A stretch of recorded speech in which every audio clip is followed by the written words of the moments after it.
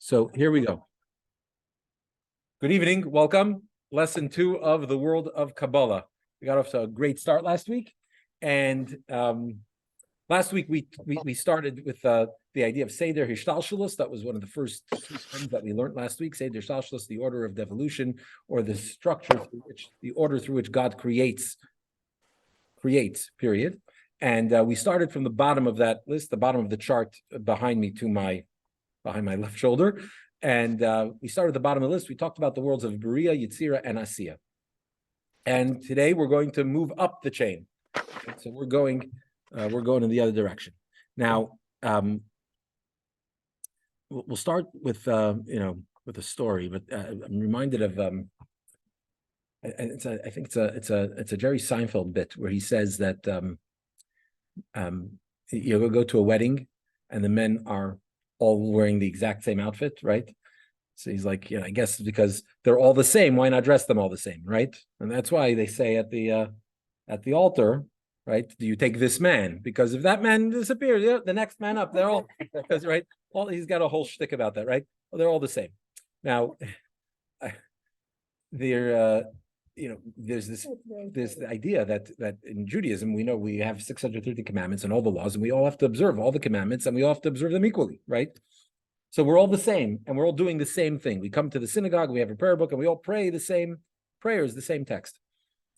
Now, that's true to a point. In the end, though, God created all of us individuals as individuals. No two people are the same, because while we all, do the same things, we all bring our own unique flavor to it, our own unique experience to whatever it is we're doing. And that's what God desires, is our uniqueness, our individuality brought into whatever it is that we're doing. So while we all maybe seem the same on the outside, but really the inner world of what is going on is unique to each and every one of us. There's a special blessing that we say when you see 600,000 Jews. So when you see a gathering of 600,000, there's a special blessing you say, and the blessing is Chacham HaRozim, that God is sort of the knower of all mystery. And the reason we make that blessing, 600,000 is a round number in Judaism, and it represents it symbolizes the entirety of the Jewish people. And when you talk about a gathering of 600,000 people, and you think, like they say, 2 Jews, 3 opinions, right? So you think that 600,000 Jews, how many opinions? Hundreds of thousands, millions of opinions, right? Everybody thinks differently. Everybody's got their own experience, and that God can know all of them. That's truly amazing, truly remarkable and awesome. And so we have it evokes a certain acknowledgement of God's greatness, and we make a special blessing. So we're all unique, and the truth is that even within our general, broader experience that is to an extent shared, and the same rituals, there are areas in life that we're all unique. We all have our own career paths that we've taken, right? We've all made choices in our lives that are unique and distinct to us. And while it's easy to say in Judaism that what do you need to do? You look at the Torah, look at the Code of Jewish Law, you know exactly what you need to do. At the same time, we want more. What do I need to do? What do I need to bring to the table? Or what type of life should I be leading? Right? What type of career path maybe should I choose? Where should I focus my energy? Now, with what's going on in Israel, right? Everybody wants to contribute. Where do I contribute? Where do I write the check to in support of Israel, right? Is it to Hatzalah? Is it to Magen David Adom? Is it to the lone soldiers? To the FID? Where am I? What is my place and my role, my responsibility? And so what's my mission in life? Now, there's a Hasidic story told by the previous Lubavitcher Rebbe about a wealthy man and his wagon driver. And they get home after a business trip, and they head back home. It's Friday afternoon. It's already late. Everybody's got to get ready for Shabbos. So they run off. The coachman, the wagon driver, runs home and gets ready for Shabbos. The rich man goes to the sauna, his typical ritual on Friday afternoon after his long trip, and he goes to the mikveh. And then it's late before Shabbos. It's almost sundown. And the wealthy man is heading home from the bathhouse. He's going home to get ready and to head to the synagogue. And as he's going, he notices a wagon stuck in the mud.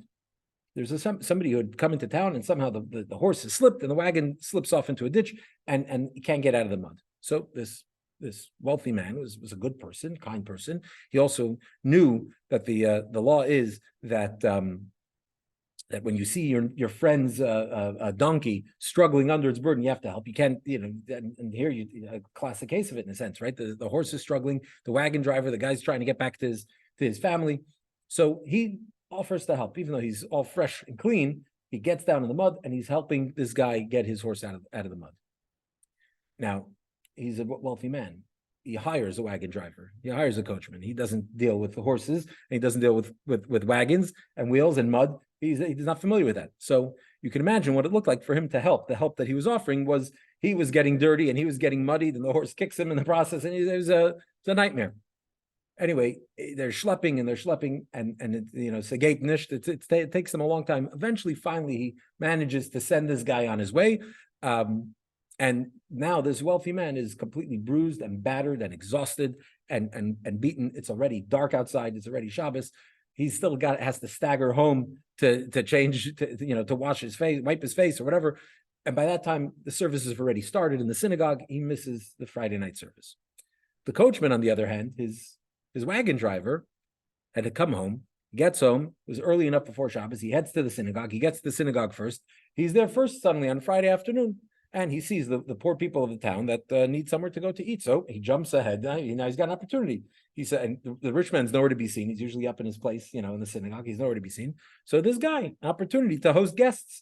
So he says to he goes over to the poor, needy people that are gathering in the synagogue, asks them if they have a place to eat. They don't. He said, come with me. You'll come to my house.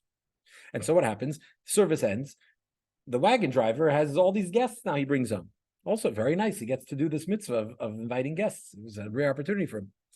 The guests come home to his house, but he's a wagon driver. What's he have in his house already? He's got nothing to eat. He's poor. He's simple. His family is, they prepared very little to eat.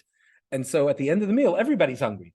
The guests and the wagon driver, because they have to share the little bit of food that he had. Everybody goes home hungry that night.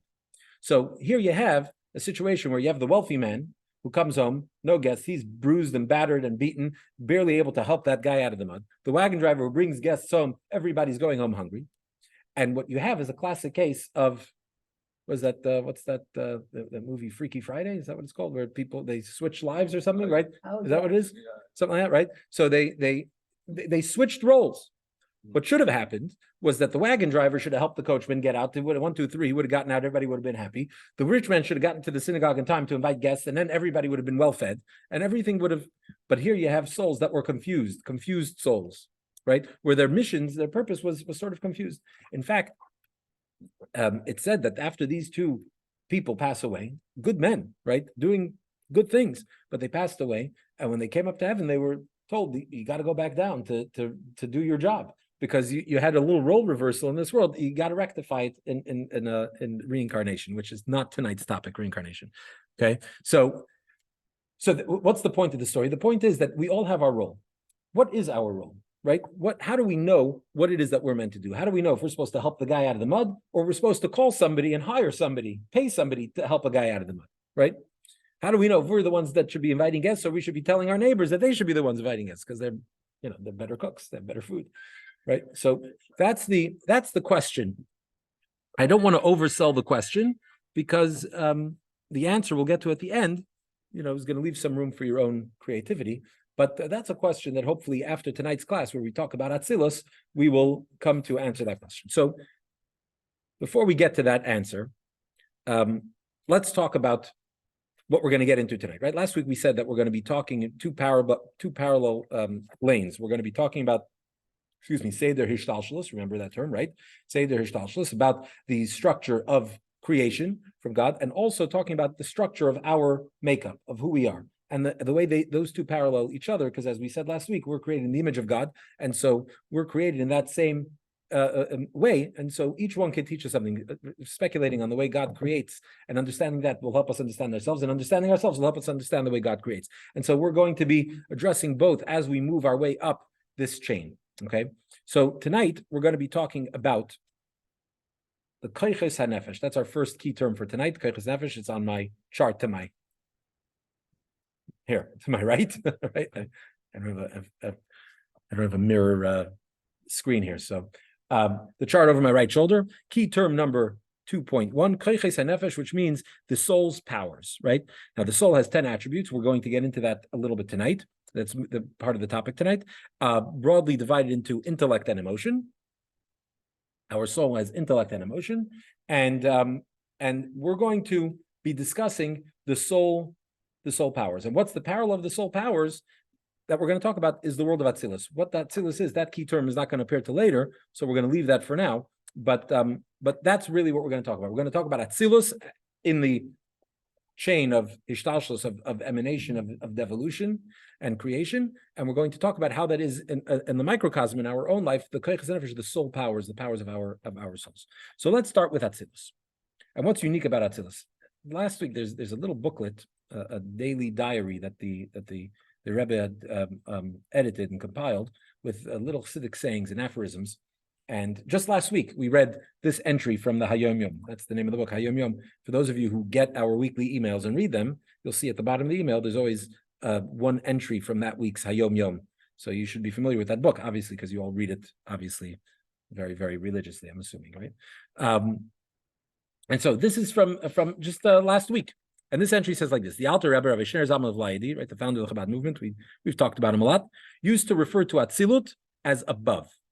It is said that because of intense emotion when writing the word, he could get no further than Atzi. So the Alter Rebbe, founder of the Chabad movement, when he would talk about what we're going to talk about tonight, we're talking about the world of Atzilut. The world of Atzilut, again, we're going to define that a little bit later. But when he would talk about it, he couldn't get the whole word out. He would say Atzi, and would get so overcome with emotion, he wouldn't be able to finish the word. In fact, when he would write it even, he wouldn't even write out the whole word. He would write Aleph Tzadik Yud apostrophe. Aleph Tzadik Yud apostrophe. He wouldn't even finish the word.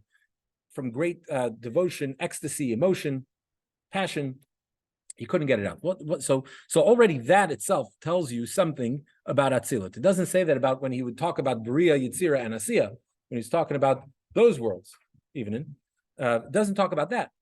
That it doesn't say that about when he would talk about those worlds, but when he would talk about the world of Atzilus. So already we have an indication there's something special. Now since we're telling stories tonight, there's a story about the Alter Rebbe, Rabbi Shneur Zalman, we just mentioned, his teacher, Rabbi Dov Ber, the Maggid of Mezrich.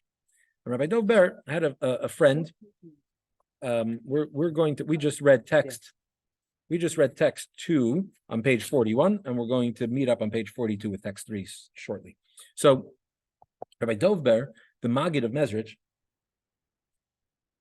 had a friend, and they were friends before. Rabbi Dov Ber has an interesting history. He had come later in life to the Chassidic movement. He was already an established scholar and even mystic, and later in life he becomes a follower of the Baal Shem Tov, the founder of the Chassidic movement, and eventually becomes his successor.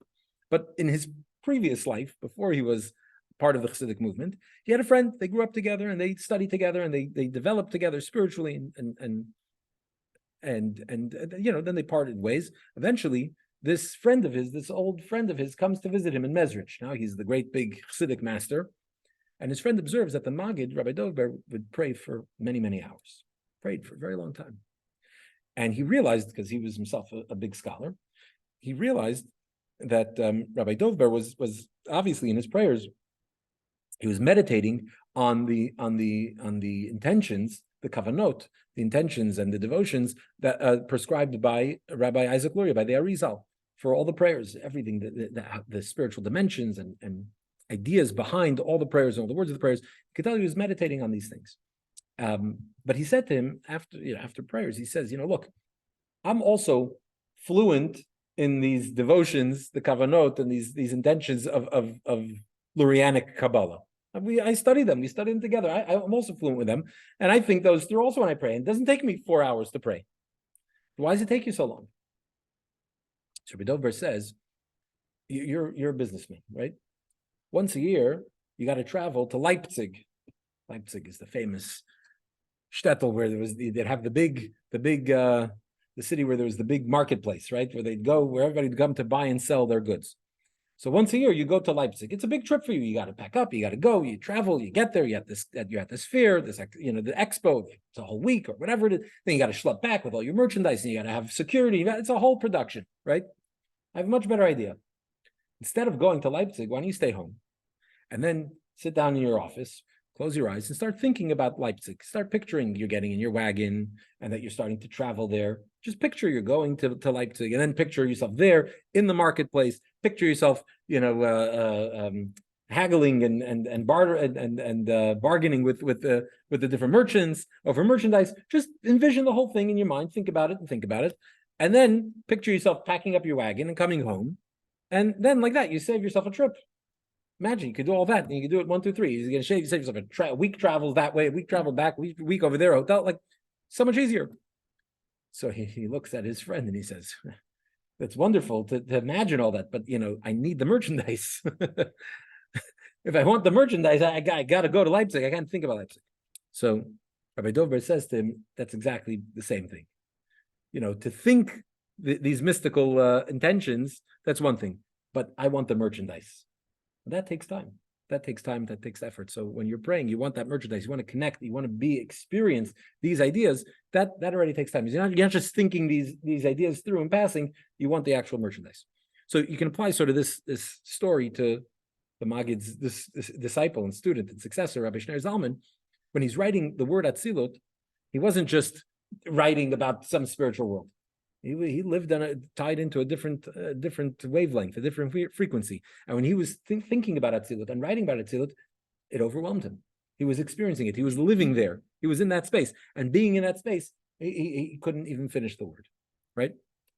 So that, again, tells us that there's something about Atzilot, which, as we're going to learn tonight, that's fundamentally different than the worlds we talked about last week, but then Bria, Yitzir, and Asiyah. There's something very special about it. What is that? So before we can discuss what it is, I have another question for you. So far, so good, everybody? Everybody's so quiet. Okay. Question is it okay, is it appropriate to say that God is loving? It's okay to say that God is a judges. Is it okay to say God is compassionate? But we know people that say God is love, right? Is that okay? Well, that's a trickier question. That's to get that answer will be hopefully inferred tonight. It's a slightly different question, but fundamentally different. But could you say that God is loving? Yeah. Could you say what do you think? Could you say that about God? God is everything. He's the creator. God is everything. Well, when you're everything, you're also nothing, right? Somebody who's everywhere is also somebody who's nowhere, right? So, could you say that He's loving? Is that an appropriate thing to say? So the truth is, you guys don't want to weigh into controversy. I appreciate it. Everybody wants to be politically correct and respectful of each other. So I appreciate that.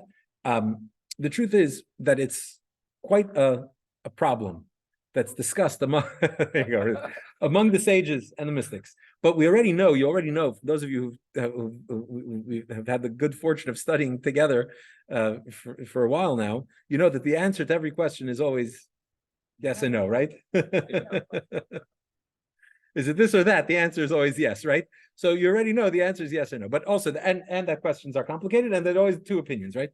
So this is something that's debated. Let's first make the argument for why it's okay to refer to God as kind, as loving, as compassionate, as wise, as knowing. Why is it okay to refer to God that way? Let's look at text 3. We're going to go to the text, to the book of Proverbs. And what's it say in the book of Proverbs? God, with wisdom, founded the earth, with understanding, established the heavens, with his knowledge, the depths were split. So what is this talking about? With understanding, right? With wisdom, with understanding, and bedaito, with his knowledge. That's even more pronounced, right? With his knowledge, right? So God clearly, from this verse, what would this verse tell us? That God is wise, understanding, and knowledgeable, right? So the verse is referring to him this way. Proverbs, right? King Solomon. Let's look at text 4 from Chronicles. What's it say in the book of Chronicles? Unto you, God, is greatness and power and beauty and triumph and splendor, for all in heaven and on earth is yours. Unto you, God, is kingship. So what do we see here again? We're ascribing all these attributes to God, all these qualities, right? God is great, he's powerful, he's beautiful, splendor, all these things are qualities we're ascribing to God. So here we have two verses. Now, the Bible, that's a primary text, that's a primary source, right? So we see that the Torah in the book of Chronicles, the book of Proverbs, refers to God with these attributes. There's another verse, a verse in Ezekiel, Ezekiel's opening prophecy. Ezekiel's opening prophecy is he describes the divine chariot. Much of Kabbalah is based on his vision, on Ezekiel's vision. And when he talks about what he sees and the chariot and the throne and the different images that he sees, and what is it? Then he sees the chair, the throne, and on the chair is the muskimare adam. He sees the image, the likeness of man. He's referring to God. Right? So that's how Ezekiel's describing God, right? So that's interesting. But now let's take a look at another text 5, from the Maharal of Prague, Rabbi Yehuda Lowy, one of the great Jewish thinkers and philosophers and also mystics. And he was really did his contributions really to all aspects of Torah are still very significant to this day. Now he says like this. We're quoting this text, but a lot of other thinkers think along these lines as well. He's not the only one here. He's not the lone voice, but this is just the text selected here for tonight. In text 5, our sages purposefully refer to God as Kadosh, the Holy One, blessed be He, as opposed to the Intelligent One, blessed be He. For God's true self is unknowable. All that we know about God is that He is detached from and beyond every form of physicality and any existing entity. It is therefore appropriate to refer to God as the Holy One, for the term Kadosh describes an entity that is transcendent. Indeed, God is Peshitut, the ultimate abstract simplicity, which brings us to our next key term tonight, which is Peshitut, simplicity. Simplicity, we mean not simple as in like simple meaning lacking intelligence, but simple in that not definable, not dissectable, right? Not knowable. Yeah, sure. Isn't holy an attribute? So holy. So holy is not an attribute. When we use the term holy, what the definition of the term holy is something that's separate. When we say something is holy, we mean that it's separate. The word holy, kadosh, is connected to the word muvdal, separated, right? So for instance, when we refer to marriage, part of the process of marriage is called kiddushin. It's a term we use for marriage, kiddushin. The word kiddushin has the same root as the word holy, right? Kadosh, it's the same root. Why do you refer to marriage? Because holy matrimony. Okay, so it's a holy institution, but it's more than that. What happens when you get married? You become exclusive.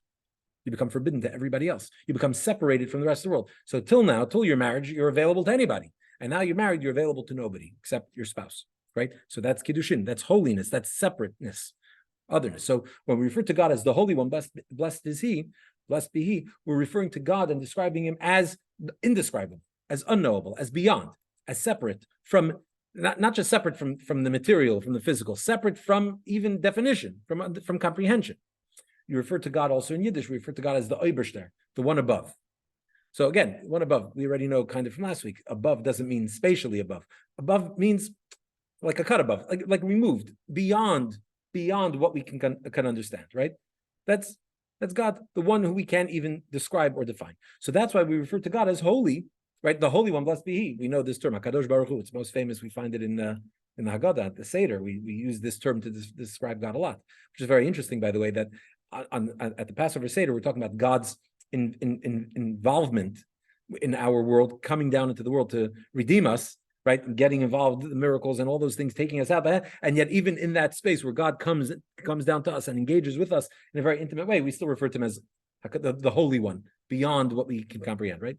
But anyway, point is that this represents the idea of God being unknowable. You can't call God intelligent because God's beyond intelligence. You can't call God kind because God's beyond kindness. Those things are definitions, categorizations, and God's beyond all definition, all categorization.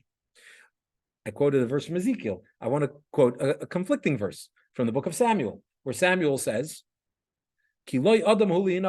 God's telling Saul that God had made up his mind that He's going to transfer the monarchy to King David, and He says that you can't change God's mind. He's not like a human who you can appease and you can change his mind. He's God, loy adamu. He's not like man. He's not human, which applies also to this idea that God is not knowable in that same way. We can't relate to God in that same way.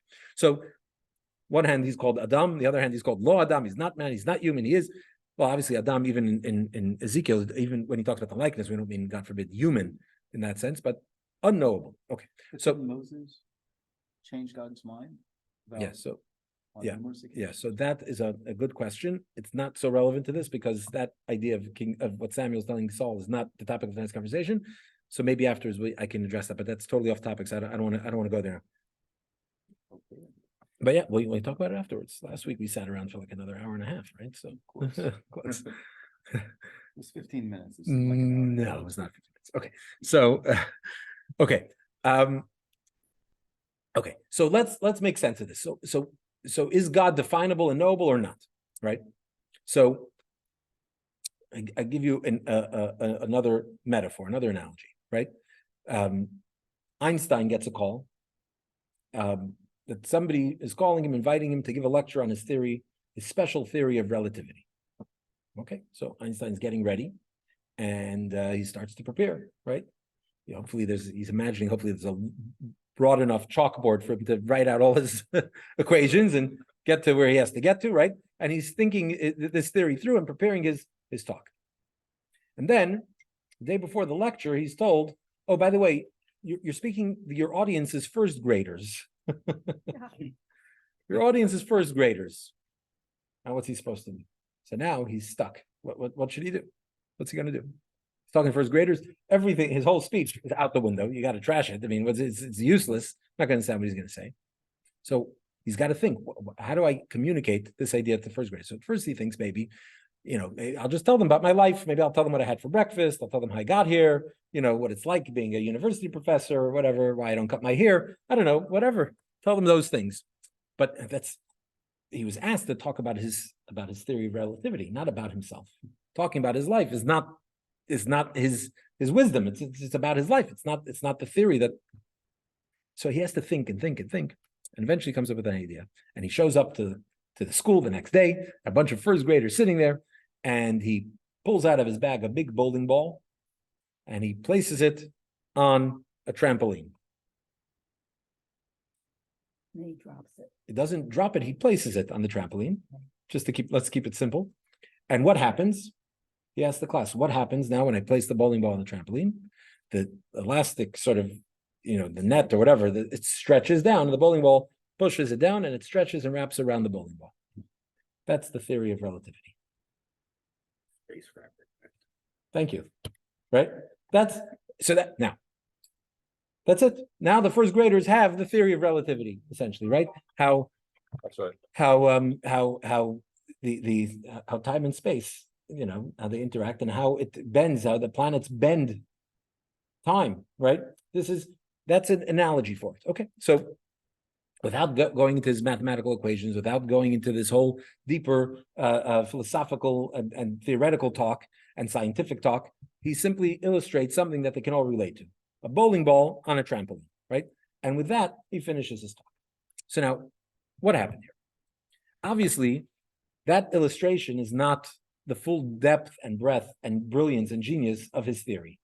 And it certainly doesn't really capture the beauty of his mind and ideas, right? Doesn't capture it. It's a very, very, very watered down version, a simplified version but on the other hand, that's what it is. Sorry, ideal for perfect for a first grader. Thank you. To work very hard on that. So, right, but that the idea is there. So what do you have? You have on the one hand, you have the genius who's it lives in his world of ideas that are very abstract and very sophisticated and very complex. And then when he has to communicate it to somebody much lower and small that's not on that same wavelength, he has to sort of dumb it down, strip it down, and remove all of that that science babble, right? And complexity, and reduce it to one very simple expression of it, right? But it's at the same time, it's very limited, but at the same time is encapsulates that theory, right? So now, how does this relate to talking about Atzilus? Talking about what? Atzilus, which is what we're talking about, the world of Atzilut. So let's take a look at text, and how does this help us answer the question of whether we can refer to God as kind, or we can't refer to him as unknowable? This is all about Kabbalah? Yeah. Does it sound Kabbalistic to you? Not so Kabbalistic? You think Einstein? I'm sorry? No, we'll get there. We'll get there. You think Einstein and Seinfeld would make it into a Kabbalistic text, but here they are, two Jews. Anyway, so text 6 is like this. Let's read this. This is from the Tikkun Zohar. This is a text for those of you who show up. I'm not going to guilt anybody, but for those of you who show up Friday night to services, you know that one of the things we say before the mincha service on Friday afternoons is this passage from the introduction to Tikkunei Zohar, a very mystical passage. And so you can find it in your prayer books on page 150. Bottom of page one, top of page 150, I think, in your sitters. Okay, now it says like this. You are one, text 6, page 45. You are one, but not in a numerical sense. You are exalted above all the exalted ones, hidden from all the hidden ones. No thought can grasp you whatsoever. You are the one who has brought forth 10 ornaments, which we call the 10 sefirot, to direct concealed worlds and revealed worlds. So what does this mean? The two paragraphs here. First one is God is one, but not in a numerical sense, right? Because we're about to talk about sefirot as numbers, but one meaning oneness is one, there's no other. It's just him in the simplest form. Hidden, nothing can grasp you. God as he is unknowable. He's HaKadosh Baruch Hu. He's the Holy One. He's removed. He's beyond understanding, beyond definition, beyond understanding. And yet, you are the one who has brought forth 10 ornaments, which we call the 10 sefirot, right? Through which you run the world, through which you, right, direct, the thing through which you direct concealed worlds and revealed worlds. Remember, I think we touched on this last week, that God is essentially unknowable, and yet God creates the world, and part of the purpose for creation is to become knowable. So to be knowable, you have to make yourself knowable. If you remain unknowable, then what's the point of the creation? The whole point of the creation was to become knowable. So God has these adornments, these ornaments, right? He brought forth 10 ornaments. In other words, 10 modes through which he becomes knowable, through which he then directs worlds, both concealed and revealed. Concealed, the world of Atzilus, we're going to talk about them. Really, next week we'll talk even higher. But and also the revealed worlds, right? Bri, Yitzir, okay. Now, and then this text continues in the source. This text continues to discuss these 10 sefirot, right? We mentioned here 10 sefirot, and we're going to return to those what those 10 are a little bit later. But what is it? So it's interesting. We refer to God on the one hand as unknowable, no mind can grasp him, right? No thought can grasp him, and on the other hand, he makes himself knowable through these 10 ornaments, right? Which we call, in the words of the Tikkunei Zohar, sefirot. What does the word sefirah mean? So the word sefirah, we use it actually for like 7 weeks out of the year. Between Passover and Shavuot, we count Sfirat HaOmer, the counting of the Omer. It's actually a little redundant, it's counting the Omer, counting Sfirat HaOmer, because Sfirat HaOmer means the counting. Sfirah is to count, or Sfirah is numbers, right? Why do we refer to it as these 10 numbers, right? Or these 10, or this counting? Because what's a number? A number is a knowable commodity. I know what 1 is, I know what 2 is, I know what 3 is. 1 is 1 and it's not 2. And 2 is 2, it's not 3, it's not 1, right? They are very definite and defined articles, right? Those are numbers. Now the truth is there are other reasons that these are called 10 sefirot. The one we're going to go with is this numbered entities, numbers which are very definite and definable and knowable. Talk to any mathematician, you see everything in numbers, right? And everything makes so much sense because numbers are really concrete, definitive thing. The word sefirah also comes from the word sfar, which means border. And again, what's a border? It's a definition. This ends here and that begins, right? This, again, defining things, a definition of something. Sipur, which is to tell. The word sefirah as the word sipur, to tell, because also you tell a story, you're communicating something, you're revealing something. And when you reveal it, you have to define it and classify it in order for anything you're saying to be intelligible and coherent, right? So all of these ideas of whatever translation you choose to use to translate the word sefirah, the common denominator of all of them is that the idea of sefirah is something definable, something with borders, something measurable and definable, right? So God is unknowable, and yet he makes himself known in sefirot, meaning ideas or things, entities through which he becomes known in that specific manner, in that specific way. So getting back to our question, is God HaKadosh Baruch Hu beyond definition, or is he definable? Can we describe God as loving and as kind? So going back to our analogy, when we're talking about Einstein, there's the way his intelligence is within his own mind, right? As it and in this totally abstract and really advanced sort of way. But if you were to communicate that to a bunch of first graders, that there'd be nothing. It's unknowable. That's an unknowable world, an impenetrable fortress, right? For a first grader. But when you describe it, when you condense it and define it and strip it down and give that simple example, suddenly it becomes a noble way. Suddenly a kid could say, Einstein was in my class today, he spoke and I understood what he said. Even a first grader, right? So that's still Einstein. So God is unknowable on the one hand, no mind can grasp, and yet he puts himself into these sefirot. It's a condensed form of godliness, of God. We'll get to godliness in a second. And through that, he's knowable, right? And text 8 is a very important idea, which is we sometimes think that we're doing God a service and being generous to God by referring to him as the infinite one. God is infinite, right? But the problem is we don't realize when we call God infinite, we're also limiting him. You're confining him to infinity. You confine God to infinity. To say that God is unknowable, on the one hand, is saying that God is really, really great, he's really high, he's really up there, right? He's really out there. On the other hand, it's to reduce God to something completely impersonal, completely irrelevant. If God's unknowable, then he's completely irrelevant in my life, right? And it means that God doesn't have if he's unknowable, then that would imply that he doesn't have the capacity to make himself knowable. But what's the point, right? So just as God is infinite, God also has the capacity for finitude, to define himself, to confine himself. And they're both powers of the same God. Right? So now let's take a look at when we talk about these 10 sefirot, which is like condensed, definable aspects of God. Let's see text 9a from the third Rebbe of Chabad, the Tzemach Tzedek, Rabbi Menachem Mendel of Lubavitch. He says like this. Yeah, page 47. The first of the sefirot, Chachma, cannot be termed a creation, God forbid, because it is literal godliness. Rather, God condensed his light to the extent that he could manifest himself in Chachma and the other attributes. The intellectual attributes are his attributes. Kindness is his kindness, and so forth. They're all part of him. And let's continue with text 9b, where he says, the spheres are called Atzilut, not Bria. The term Atzilut in the Torah means emanation, which indicates that the sefirot are an emanation from God's infinity, not an independent creation. This provides us with a second reason for referring to the sefirot as Atzilut from the etymological root Eitzel, meaning together with God. So what is he saying here?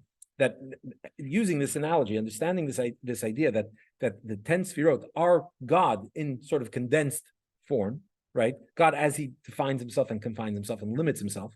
So we now understand why Atzilut today is the topic of today's class. It wasn't lumped into last week's class where we talked about Bri, Yitzir, Asiya. What did we say about the three worlds last week?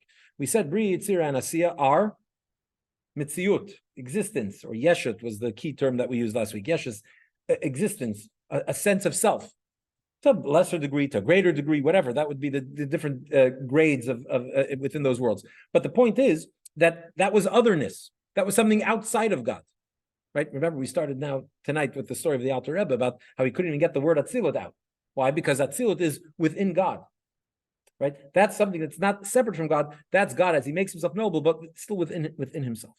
Okay? So that's why this world is called Atzilut, which is our fourth key term for tonight. The world of Atzilut. Why is it called Atzilut? He has 2 points here. One, Atzilut means emanation, not creation. Emanation is a lesser. Creation implies something from nothing. And even Bria, the world of Bria, is already as something from nothing. Atzilut is not creation, it's emanation. It's something that comes from him, but is not separate from him. It's not something other than him. Something that emanates. I guess in a sense, you could say maybe an example of this might be a fire. When you take you light one candle from another candle, right? So that new candle is not really something new. It's just emanating from that original source of fire, right? Not creating necessarily something new. That might be a possible analogy for it. But anyway, the point is that it's not something new and something other. It emanates from him. It's sort of an expression or an extension of him. And the other reason it's called Atzilus because the word Atzilut comes from the root of the root word Eitzel, which means together with or within. Right? When Isaac blesses his son Jacob dresses up as his twin brother Esau and tricks his father Isaac into blessing him instead of Esau. Jacob gets the blessing. Esau comes back and he asks his father for a blessing, and Isaac says, "Oh, I gave the blessing already." So Esau says, "Halo yatzalta li bracha." Did you not? He freaks out. He's devastated. He says, "Did you not save something with? Do you not still have blessings within you that you can share with me?" He uses that term. Eitzel, which means that Atzilut is something that's within God, right? And again, so this is why the Alter Rebbe, when he's thinking about the world of Atzilut and like the story of the Maggid, where he's experiencing this total oneness within God, it's too overwhelming for him. That experience is too intense. He can't even finish the word, right? Are the spheres, the stations of the tree of life, just. Yeah, well, you see the chart behind me. That's what. Yeah, we're gonna get into that in a moment. Yeah, I wasn't here last week. I didn't know if you thought. no problem. So this explains something else, which is there's a term that we use called godliness. You ever hear that term, godliness? What's godliness? Godliness is not God; it's godliness. Right. Like It's- God. But is it God? No. It's godly. What does it mean? What does that mean? So let's take a look at text 9c. The sefirot are utterly incomparable to God's essence. For that reason, we refer to them as elikut, godliness, as opposed to elikah, God Himself. So you can't. This gets back to that other question that I had asked earlier about God is love. God is not love, right? You get that would be almost heresy to say something like that. God is love. God is loving. God has love, and love is a godly attribute. Perhaps, right? But it's an attribute of God. You can't call it God Himself, right? God Himself is utterly unknown, right? Okay. Another example, another story, because again, tonight is a night full of stories. One of my favorites is the Tzemach Tzedek. We just quoted texts 9a, b, and c are from the Tzemach Tzedek, who I mentioned, the third Chabad Rebbe, who's the grandson of the Alter Rebbe, Rabbi Shneur Zalman, who we also quoted today. But today we're quoting I think we're quoting all the Rebbes here today. All the Chassidic Rebbe, all the Chabad Rebbes are being quoted today. But so the Alter Rebbe, Rabbi Shneur Zalman, he raised his grandson, who would be the third Rebbe, the Tzemach Tzedek, the author of those texts in 9a, b, and c, because he was orphaned from his mother when he was very, very young, and so his grandfather raised him, and he spent a lot of time in his grandfather's room, his private study, along with his grandfather. He had really, incredible access to his grandfather. And at one point, he was once sitting on his grandfather's lap, and they were playing. And the grandfather, Rabbi Shneur Zalman, asks his young little grandson, says, "Where's Zayda? Where's Grandpa?" So the young boy points to his beard. Rabbi had an impressive beard. And he says, "No, that's grandfather's beard. Where's grandfather?" So he points to his nose. He says, "Nope, that's grandfather's nose. Where's grandpa? Where's Zayda?" So he points to his head. He points to his ear. This goes on. He's pointing to all these, and he keeps saying, "No, this is an ear, and this is my mouth, and this is my chest," right? Eventually, the boy gets frustrated, and he gets off his lap, and he goes to play in another corner of the room. And suddenly, it's quiet, and suddenly he screams, "Zayda, grandfather!" And the Alter Rebbe turns around, and he says, "There's Grandpa." Oh. Right there he is. So when he points to his nose, was he wrong? That wasn't grandfather? It was. It was his. They're both right. It was his nose, but it was also him, right? But it's a part of him. Where is he? Where is he? When he hears his grandchild calling and he turns, that's the him that you can't even really point to, right? That's the him. That's the deeper him. So there are aspects of us, and then there's the us in the course. So the 10 sefirot, the 10 divine attributes, which we're going to dig into soon, and the 10 attributes of Atzilut are not God Himself; they're aspects of God, right? Another analogy, we gave this analogy of the Einstein analogy. There are other analogies that are brought in Chassidic philosophy to describe this idea.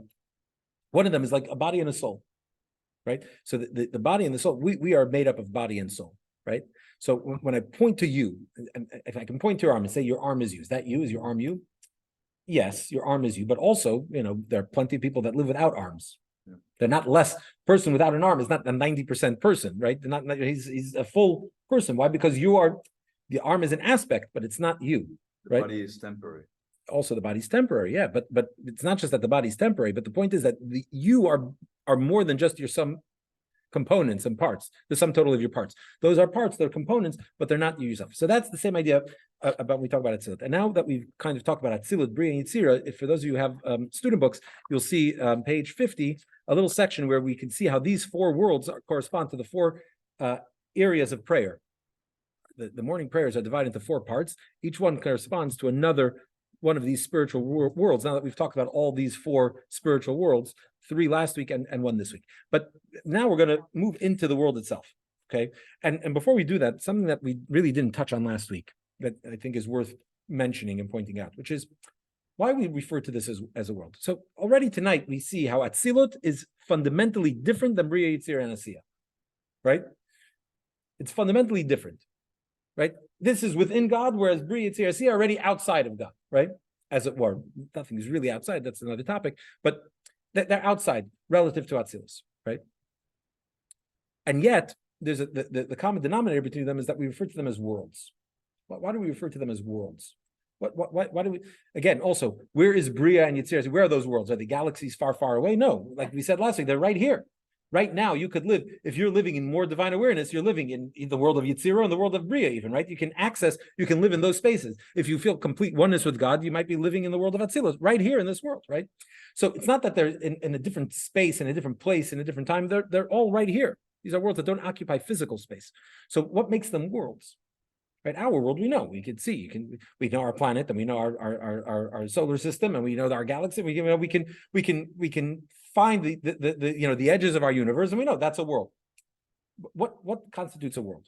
So world means something that has a structure, something that's structured, that has boundaries and borders. That's what makes it a world, right?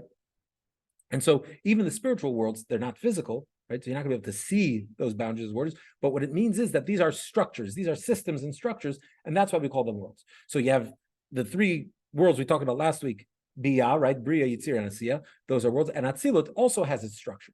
The difference is that the Atzilut structure is internal. It's within God, right? As we've been discussing tonight. But it still has a structure. It's still God as he becomes definable and knowable, right?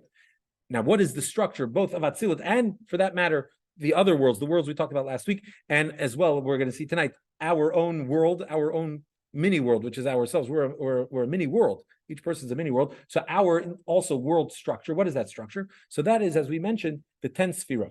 Now, we already use the terms, we already know, familiar with the term sefira, why sphere is the singular, sefirot is the plural, why we refer to them as the 10 sefirot, these 10, what we translate in English as the 10 attributes. So the truth is, if I asked you to name the 10 sefirot, yeah, and obviously you guys are advanced Kabbalists already, we're 1.5 classes in, so you might know, but the truth is, tonight we already listed all 10 sefirot. Knowingly or unknowingly, we've already actually mentioned all 10 sefirot. When we read the text from Proverbs and we read the text from Chronicles, we actually listed all 10 sefirot, all 10 divine attributes, right? If you look at your chart on page 53, you see the 10 sefirot. We'll run through them, and you'll see on that chart the corresponding term in Proverbs and the corresponding term in Chronicles, right? So what are these? And if you want, you get you see how the term appears in the verse, right? So what are the 10 divine attributes? And you can see it on the chart behind my left shoulder, right? Familiar Kabbalistic tree, right? So you have Chachma, Bina, and Dat, which would be the cognitive, the intellectual faculties of God, and those are all from the verse in Proverbs. And then the 7 emotional aspects, which are Chesed, Gevura, Tiferes, Netzach, Hod, Yesod, Malchus. I'm not even going to bother to translate them. You'll see it on the chart. You can see the translation. The translation, one-word translation, doesn't really do it any justice. So we're not going to even bother with that because we're not going to go through all 10 now. Maybe one day in the future we'll have a course where we can dedicate, a class to each one of these 10 attributes, because there's a lot to learn about all of them. But we're not gonna. So the first 3 are intellectual, and the next ones are Emotional. Yeah, the first 3 are intellectual. The next 7 are emotional. Now we divided the 10 attributes into 2, right? Emotional and intellectual, right? Cognitive and emotive. But now I want to divide them in 3, because just to keep you guys on your toes. Okay, we're going to divide them into 3, and you'll notice on the chart behind me also that the 10 attributes are divided into 3 columns, right? You've got right, left, and center, right? You'll notice on your handout as well. Right, left, and center. Right? So what's the significance of right, left, and center? So for that, let's look at a text from text 10, page 54, from Rabbi Dov Ber of Lubavitch, the second Rebbe, the son of the aforementioned Alter Rebbe, Rabbi Shneur Zalman. And this is a text which is very interesting. It's a text from a work that he wrote. He was in 1826. There were false accusations leveled against him, and he was arrested and interrogated. And as every Chabad Rebbe was known to have been at the time, they had a lot of people that tried to bring them down. But he wrote a letter to the governor who was overseeing his case, and it's this deep the guy wasn't Jewish. He was a czarist appointee and probably an anti-Semite in his own right. And yet he writes to him this deep mystical treatise. And what is he writing? Basically writing how, according to Kabbalah, what he's asking him. He's asking him essentially to the punchline was basically that well, let's read the text inside, and we'll talk about that. Yes, he says like this: the 10 sefirot of Atzilut, which emanate from the essence of the divine infinity, are generally depicted in Kabbalistic works in a 3-column chart. Kabbalistic works explain that the right column is associated with Chesed, the left column is associated with Gevura, and the middle column is the bridge between the two, comprising both Chesed and Gevura. Now, what's interesting is what does this mean? So let's look at text 11 from this author's father, from Rabbi Shneir Zalman, where he says on page 55, he says the attribute of Chesed, what's Chesed, is kindness, and Chesed seeks to provide without limit, even if the recipient is in no need of pity, lacks nothing, and faces no difficulty. The attribute of Gevura, which is judgment, seeks to exercise restraint when providing to others or to refrain from giving altogether. The attribute of compassion, that's Tiferes, the third one, seeks to pity whomever is in need. It is the mediating attribute between Gevura and Chesed. For that reason, it is called Tiferet, beauty akin to a multicolored garment that provides harmonious beauty. Right? So you have Chesed, Gevura, and Tiferet. So your first 3 of the emotional, the intellectual ones, by the way, we'll get to next week. We'll go back and revisit the intellectual of the 10 attributes. This week, we're focusing on the 7 emotional ones, and specifically on the primary ones, of Chesed, Gevura, and Tiferet. So he says that Chesed, kindness, is what is kindness? Kindness is all about the giver. We like to think of kind people. You're a kind person, you're a charitable person, right? So that would mean that you really care about the people that you're giving to, right? The causes you're giving to. But the truth is that kindness is not about the person you're giving to. It's not about the recipient, it's about the giver. I'm a kind person, therefore I give, right? Gevura, judgment, that's a judgmental person. That's somebody who is not about, it's about restraining. It's about the other person, but it's about not giving to the other person. I'm looking for reasons to not give you, right? Then you have Tiferes, the third one, which is harmonizes the synthesis of Chesed and Gevura, which is what we would call, let's say, compassion or empathy, right? What's empathy? So an example would be you see somebody, a homeless person on the street, right? So if you're a kind person, you give them money, right? If you're a judgmental kind of a person, you say, this guy's probably on drugs. If I give him money, he's probably going to buy drugs, right? So I'm not giving him money, right? He doesn't need my money. That'll be destructive to him. The kind person, you tell him that this guy might buy drugs and do some self-destructive things. It doesn't compute. It's not about the person. I'm a kind person. I see somebody that needs, I'm going to give. What he does with it is not my. It doesn't concern me. You tell the judgmental person, this guy might be starving. He might not have eaten in a week. He doesn't care. He just sees that, no, this guy should not be getting, it's not helping him, right? Then you have the compassionate person. What's the compassionate person do? He looks at this guy, he sees his state, and either he takes him and buys him a meal, or he puts him in rehab, right? In other words, so here you have the combination of the two. I'm kind, I see you, and I see what you need, but I see you, and what is it that you need, and that's what I'm going to provide, right? So it's not about the giver or the recipient, it's a combination of the two. I want to give, and you need to receive. How do we make this work in the most meaningful and appropriate way? So that's compassion. That's the difference between kindness and compassion, the two very different traits and qualities. We often find people that are very charitable. In general, our society is a kind society, not such a compassionate one, though, right? We don't want, we turn away. We can't handle too many tsars. It doesn't work with us. We just want to be able to be good, consider ourselves good people, and that's it. Leave me alone. Don't tell me about your tsars and your problems, right? But anyway, another topic. But the point is that chesed, kindness, is about my need to give. Right? Gvura, on the other hand, is about restraint, not giving. Now we know there's the famous story in the Talmud, text 12, the two of the famous sages of the Talmud, Hillel and Shammai. And we know there's a famous story in the Talmud about a guy who comes to Shammai and he says, "Convert me to Judaism while I stand on one foot. Teach me the whole Torah and I'll convert to Judaism. Teach me the whole Torah while I stand on one foot." So Shammai's like, "Get out of here! What are you talking about? Kind of nonsense." And he chases him away. So he comes to Hillel, and he says to Hillel, "Teach me the whole Torah while I stand on one foot." So Hillel says, "Sure, here, let me convert you. And the whole Torah is what you don't want done to you, don't do unto others. That's the whole Torah. The rest is commentary. Now go study." Right? What's the difference? Hillel represented kindness. Hillel wanted to give. He saw somebody who said, I want to convert. He's sincere, he's not sincere, even if he's doing it in such a disrespectful way. Teach me the whole Torah in one foot. I mean, who do you think you are? I'm studying Torah my whole life. I'm barely scratching the surface. You want me to teach you the whole thing in one? It's so brazen and inappropriate. He didn't get phased. I want to give. Somebody wants something here, I'm going to provide. Shammai on the other hand says, no. Shammai is gevura, is judgment. He says, what kind of standard is this to live by? He held himself to a higher standard. He held others to a higher standard. He says, no, I'm not able to do this. This is not right. So here we see you have like this.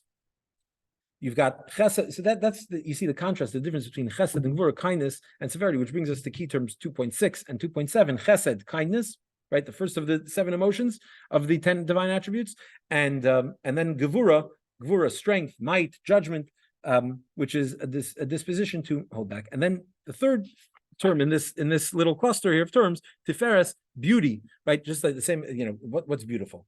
Beauty is all about proportionality, right? And the perfect amount of everything. You say something is beautiful or somebody's beautiful when all the different parts come together and in an harmonious fashion, right? So that's beauty. And so beauty, why it's called Tiferes. So beauty is because it's the harmonizing of Chesed and Gvura. It's the perfect balance of Chesed and Gvura coming together. Okay. To the left. Go back. Everybody good so far? Okay. So God creates by sort of putting himself into these 10 attributes, right? And expressing himself through these ideas, through the qualities of kindness, of judgment, and of beauty, right? So when we see kindness in the world, we can see God in action in his kindness. When we see God, when we see the harsh things around the world, that might be God's judgment, right? But the point is that God adorns himself, to borrow that term from the Tikkun Zohar, from the earlier text, and makes himself known and definable in these ways, noble in these ways. It's not just, there's another term for these 7 attributes, these 7 emotions, the ones that we're talking about tonight, they're referred to in the Kabbalah as the Shiva Simei Binyan, the 7 days of creation. Because God creates with these 7 sort of character traits, with these 7 emotions. Specifically, each day of creation expressed another one of these 7 emotions primarily. Right, so the first day God creates something from nothing. That's the ultimate kindness. The second day God splits the water and splits the waters, split separation. That's judgment. Right. The third day the earth sprouts vegetation, becomes a beautiful, glamorous, gorgeous world. That's beauty. Right, and so on. All 7 days of creation. One is each day another one of these attributes is primary. But in addition to God creating through these things, and then the obvious, kindness, something good happens, that's God's kindness, or something difficult happens, that might be God's judgment. In addition, really everything in creation is also made up from this formula of these 10 divine attributes. So it's not just that God creates using these attributes, also everything is made up of them. These are the building blocks of creation, of existence. So you look at the figure 2.2, you see just the first 2 primary emotions, chesed and gvura, kindness and judgment. You'll see elements of this world that are somehow part of these qualities, right? Fire, which is judgment, represents judgment. It consumes, right? Darkness, which is the absence of light. That's just like judgment, where I'm withholding something, right? Water is kindness. Water is flows. It creates. It brings life. That would be kindness, right? Light, which is these electromagnetic radio waves that come from a source that come out, extend outward. That's also the idea of kindness, extending outward from within. So we see that all of creation is made up of all of these components, and really each one of them they're all mixed. They're all also sort of mixed together. This alchemy that then creates our reality. Getting back to that text I mentioned before about the second Rebbe of Chabad, so he was explaining to this governor that you've got the right column and the left column, and you have the center column. Now that we know that we have kindness and severity, and then the middle column is the mix of both. What does that mean? That's why Tiferet, which we call beauty, and synthesis, and the mixture of both is also called that column, Tiferes, and its entire column, all the emotions that follow in that line are called MS, truth. That's the column of truth. Why truth? Because kindness is not so interested in truth. Kindness, I don't care what you need. I just want to give. What you need is not relevant, right? I'm not concerned with truth. I'm concerned with giving. Judgment, I'm not really concerned with what the right thing to do is. I'm concerned with not giving. The middle column, which is the combination of both, wants to know what the truth is, what's necessary or what's needed, what's the truth. So that's why that column is called truth. So without getting too detailed into it, you'll notice on the chart behind me, right? You've got that column, you have Tiferes in the middle, and the bottom is Malchut, leadership or kingship, authority. And so the Middle Rebbe, the second Rebbe of Chabad, writes this governor. He says that since you are appointed by the Tsar, so you're connected with monarchy. Monarchy belongs to the middle column, the center column, which is truth. So I'm asking you to find me innocent based on truth. Just look for the truth in my situation. You'll come to that conclusion. I'm not asking you to be kind to me or to be sympathetic to me, right? I'm asking you to find the truth. That's the line that you're in mystically, right? So it's just an interesting idea. Now, we've kind of covered this topic on the God side. What about making it relevant to us? How is this relevant to us? So already, we see that we talk about kindness, judgment. When we talk about that in human qualities, we talk about Hillel and Shammai, two people, individuals, right? In those qualities, so we can already relate to these ideas a little bit as they are both within God and within ourselves. But let's start again from the beginning here. Text 13, right? This is one of my favorite prayers. This is a prayer in the prayer book. You find it on page 5. It starts in the bottom of page 5, the first page of the prayer book, right? From our morning blessings we say every day. I love this prayer. Text 13. My God, the soul you placed within me is pure. You created it, you formed it, you breathed it into me. Yeah? Look at this text. Pretty simple, right? Well, this is just the beginning. This is the opening of that prayer. It's a short prayer. It's a small paragraph, but this is the opening of that prayer. What do you notice in that prayer, in this text? My dear expert Kabbalists? Well, yeah, but what else? You see created, formed, and breathed into me, right? So at least 2 lines here, created and formed, should be familiar to you from last week. Created Bria, formed Yitzira, right? Those 2 words of Bria and Yitzira. Breathed into me, that would be Asiya. Why it's referred to here as breathed into me is not the topic of tonight's conversation. We're not going to deal with that. And then you have the first one. The soul you placed within me is pure, right? Now, another thing you notice is that the prayer says that the soul you placed within me is pure before it says you created it. Well, how is it pure before it's created? First it has to be created, no? But first we're saying it's pure, and then we say it's created. Well, what does that mean? So pure means it's from the world of Atzilut. The world of Atzilut, which is one with God, where there's no separateness, there's no otherness here, there's no mitziut, there's no yeshut, right? To borrow that key term that we introduced last week. There's no separateness. It's all within God. It's pure and a part of God. And that's before Bria. That's before it's created, where it becomes its own separate sort of, where it starts experiencing separateness and otherness that's introduced to it, right? So the soul you placed within me is pure. That's the soul as it's in the world of Atzilut. You created it. That's as the soul comes down into the world of Bria. You formed it as it comes down to the world of Yitzira, and you breathe it into me. That's as the soul comes down into the world of Asiya, into the lowest of the worlds, right?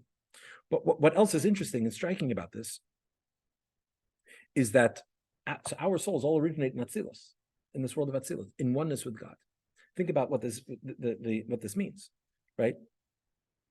Sometimes people think that there are theologies that talk about being created in sin and being inherently sinful and needing to be saved and needing this and that. Judaism says no. Your soul is pure. You are pure. You're not imperfect. You are. That's your starting point. Is that you're pure? That's where you are. What does that mean, though? The ramification of that also, first of all, tells you a lot about your value, just as you are, without anything, right? You don't have to do it. But it also tells you something else. You don't need any. It's not needing any saving, right? But beyond that, what it tells you is that even when you stumble, because the soul starts as pure, but then it descends, right? The Bria, Yitzir, more otherness, more separateness, more independence, more feeling autonomous and more feeling distant, feeling distant from God. So inevitably, when we're feeling distant, when we're not feeling connected, when we're not feeling pure, we're likely to do impure, disconnected things, right? But if we do them, does that mean that's who we are? It's the way we feel, which is what leads us to maybe act in that way, but that's not who we are. Right? If you started quacking like a duck, that wouldn't make you a duck. Right? You're still a human being. Right? So no matter what you do, that's a truth that always always true, remains always true. In addition, knowing that and really thinking about that deeply and having that resonate should tell you, well, if you're pure, then maybe you should also act like it. right? My wife always says, I always quote this, even though I never quote it correctly, something to the effect that nobody hurts somebody else when they're feeling love in their heart, right? Whenever we do something wrong, it's usually because we're feeling broken inside. We're feeling bad about ourselves. We're feeling less than pure, right? And that's why we do something. When you're feeling love inside yourself, when you're feeling whole in yourself, when you're feeling connected, you're not going to act, you're not going to be mean to somebody. Doesn't matter who you are, doesn't matter what your upbringing is. In the moment that you're feeling good about yourself, about who you are, you're going to act on it. You're not going to act it in an appropriate way because it's totally foreign to who you are. So imagine if we can really apply this, take this meditation from the morning, right after the Modani, after we wash our hands in the morning, one of the first things out of our mouth is this prayer, and let that really resonate and sink in. And during the day, tell yourself, I'm pure. I'm one with God. Yeah. With a soul that makes very wrong decisions over and over and over throughout their lifetime, leading to darkness, still can be considered Absolutely. godly. It doesn't mean the person doesn't need rehabilitation, doesn't mean that they need, to make amends and do all that stuff, for sure. But at the core, it's a redeemable Evil person. soul, would you consider? There's no such thing as an evil soul. That's exactly the point. People act, you can act evil, and then there's a process to clean that. But that's, again, also not tonight's topic, right?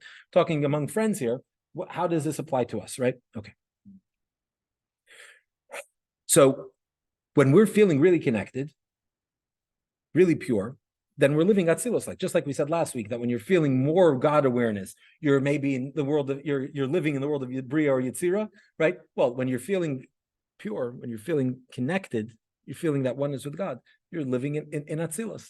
That's the world you're inhabiting at that moment. And imagine what life would be like if we were living in Atzilus, if that's where we were living, that's where we lived our lives. Imagine how much more our friends would like us. How much more pleasant we'd be, right? Okay.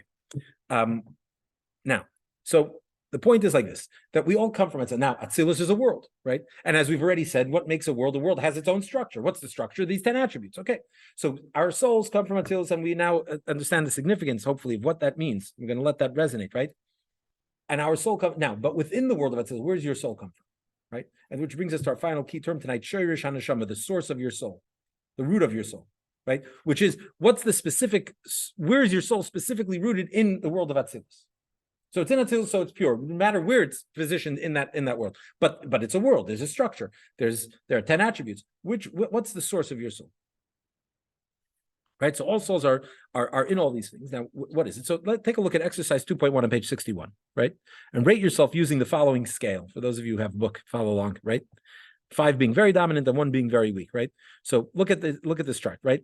Would you rate yourself on a scale of 1 to 5? How generous are you? How kind are you? How loving? How extroverted? How optimistic? How forgiving? That would be, rate yourself on that scale. Yeah, and then the other categories: frugal, exacting, respectful, introverted, realistic, perfectionist.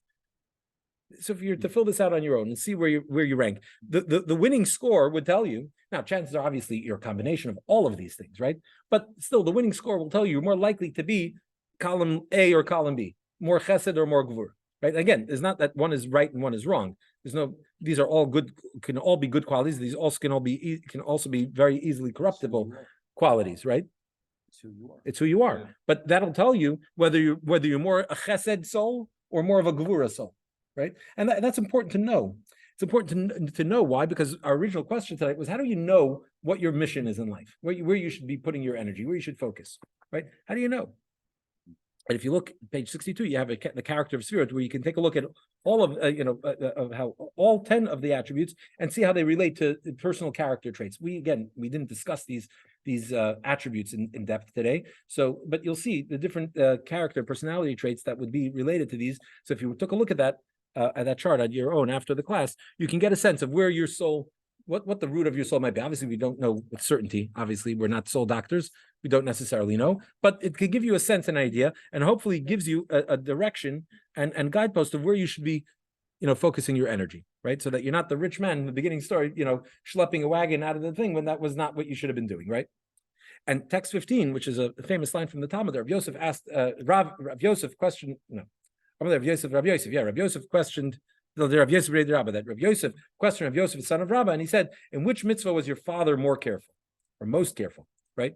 So Rav Yosef had this assumption that Rabba, who was one of the great sages, had one mitzvah that he was very particular. Now, Rabba was a great sage. He was obviously particular in all the mitzvahs. He did everything, beyond the letter of the law.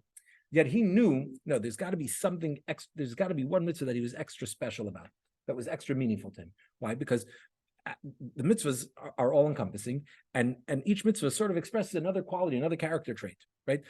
God gives us all these mitzvahs so that no matter what it is that we're doing, somebody will find something meaningful, right? You think about it, we could sit together and somebody says, my favorite holiday is Hanukkah. Somebody else's favorite holiday is Passover. Somebody else might even be Yom Kippur. Who knows, right? And you could tell they're different personalities, like different holidays or different mitzvahs that we like to do. This one resonates with me and this one speaks to you. It's related to your personality. This is God really loved us, so imagine if he gave us one mitzvah, and imagine that mitzvah didn't speak to you. You'd be done. You'd be doomed, right? So he gives us a whole bunch of mitzvahs. We should do all of them, the ones that resonate and speak to us and the ones that don't, all of them equally. But at the same time, there's one that really, this is my mitzvah, right? What is my mitzvah, right?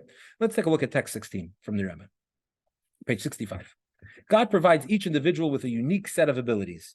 Each of us must pursue our divine mission in accordance with our specific abilities and potentials, for they indicate our personal responsibilities in life. Say, for example, that God gave you significant intellectual abilities.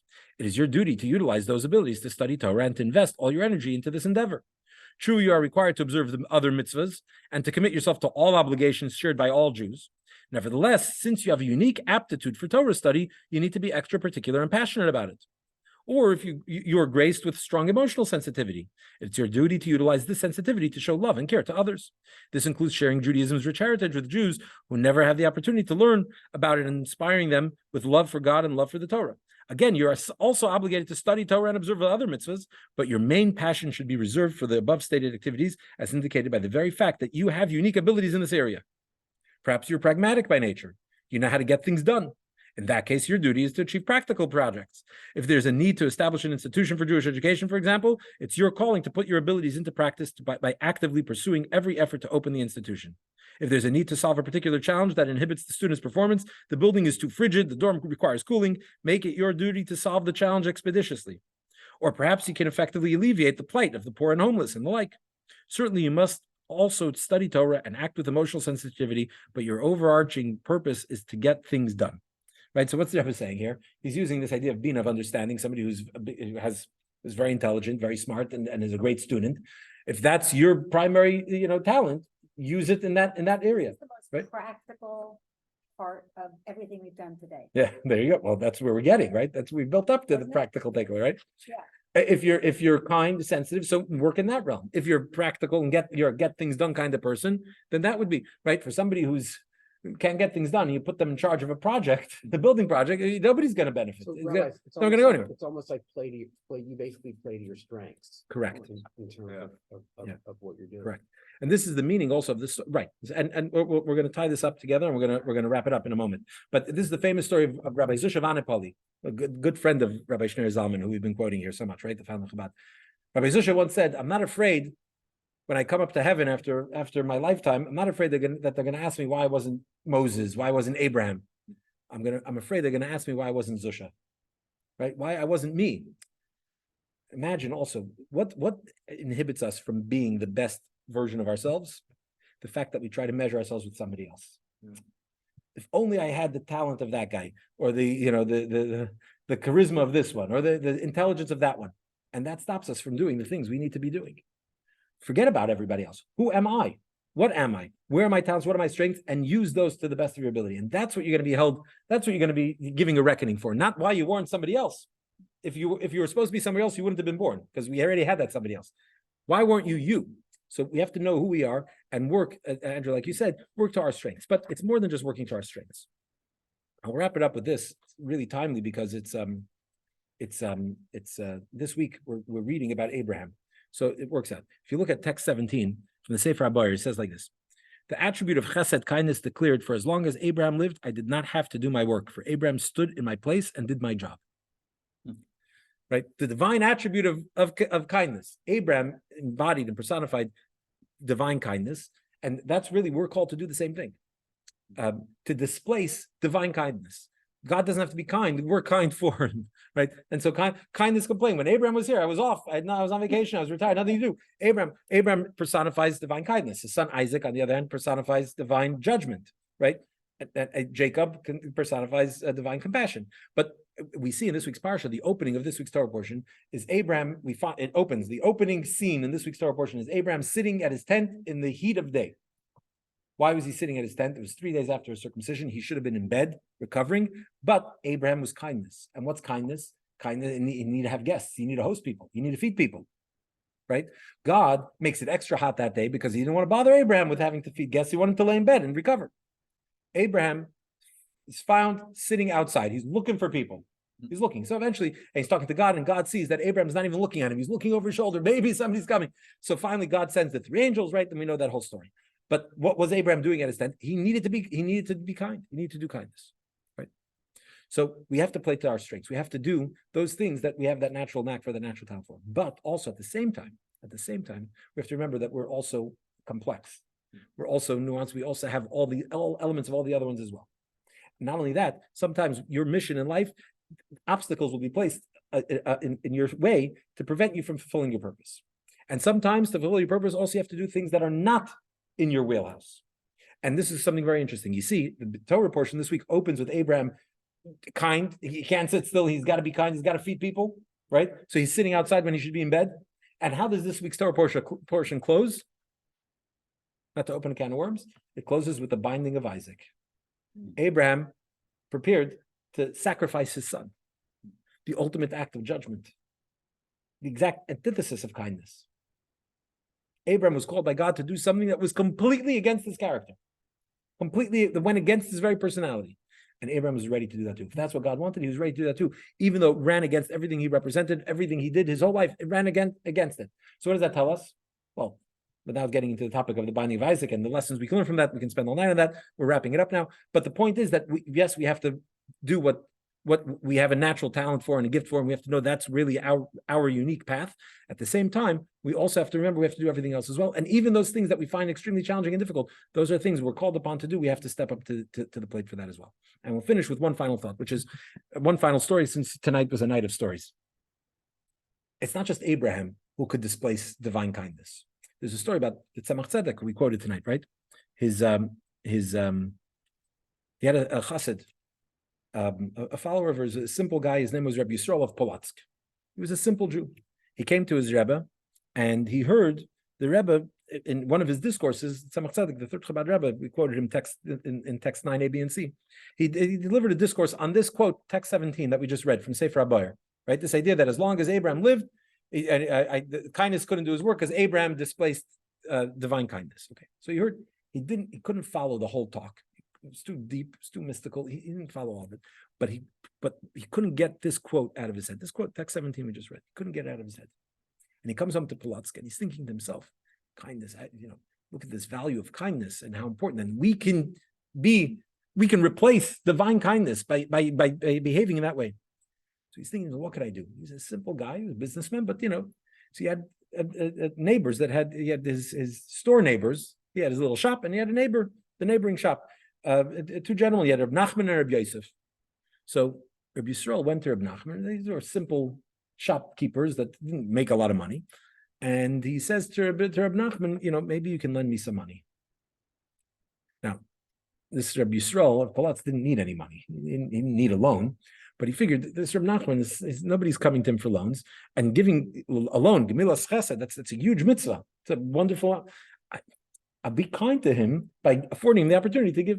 So he starts this little Ponzi scheme, not a Ponzi scheme to steal money from somebody, but a Ponzi scheme to secretly let somebody do a mitzvah that he didn't even know he's right. That's the Ponzi scheme started. Anyway, he's borrowing money from him. And the guy suddenly catches up. So suddenly these 3 neighbors, these store neighbors, they catch on what's going on. So they all start borrowing money from each other. And this goes around. They're always borrowing money from each other. And around it goes. The next time Rabbi Yisrael comes to Lubavitch, that's where the Tzemach Tzedek, his Rebbe was, and he gets called for a private audience.